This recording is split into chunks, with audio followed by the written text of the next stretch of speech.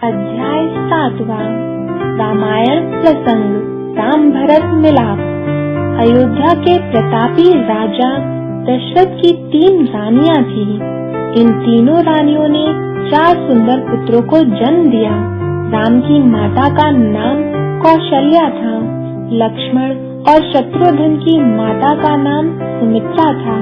भरत की माता का नाम कैकेयी था।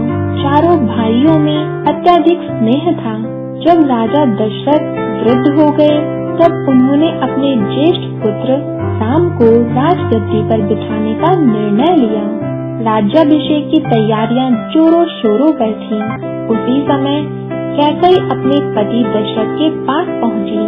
उसने राजा दशरथ से अपने पुत्र भरत को राजगद्दी तथा राम को 14 वर्षों का वनवास देने का वर मांग लिया।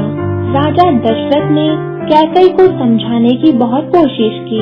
उन्होंने कहा कि यह राम के साथ भारी अन्याय होगा, लेकिन कैकेयी ने राजा दशरथ की एक न सुनी। परिणाम यह हुआ कि भरत को राजगद्दी दी गई और राम को वनवास भेज दिया गया। पिता की आज्ञानुसार राम वनवास चले गए। उनके साथ उनके छोटे भाई लक्ष्मण और पत्नी सीता भी थी।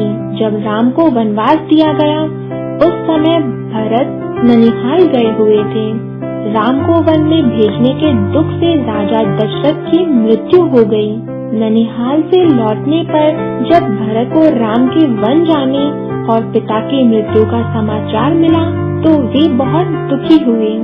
उन्होंने अपनी माता को बहुत कोसा और कहा कि इस तुच्छ सी राजगद्दी के लिए तुमने इतना बड़ा अन्याय किया। वे राजगद्दी पर बैठने के लिए तैयार नहीं हुए। वे राम को घर लाने के लिए वन में चित्रकूट पहुँचे, जहाँ उस समय राम, सीता और लक्ष्मण ठहरे हुए थे।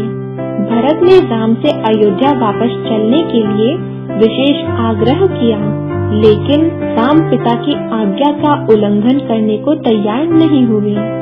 इधर भरत भी राजगद्दी को स्वीकार करने के लिए तैयार नहीं थे, क्योंकि उस पर उनके बड़े भाई का अधिकार था। राम ने भी 14 वर्ष पूरे होने से पहले किसी भी तरीके से लौटना स्वीकार नहीं किया। भरत राम की खड़ाऊ लेकर रोते हुए अयोध्या लौट आए। उन्होंने राम की खड़ाऊ को राज सिंहासन पर रख दिया और राज्य का कार्यभार देखने लगे। भरत ने स्वयं राजगद्दी पर बैठना स्वीकार नहीं किया। ऐसे थे राम और भरत। इस प्रकार का था उनका भ्रातृ प्रेम और त्याग शिक्षा। इस पाठ से हमें आज्ञा पालन, भ्रातृ प्रेम तथा त्याग की शिक्षा मिलती है।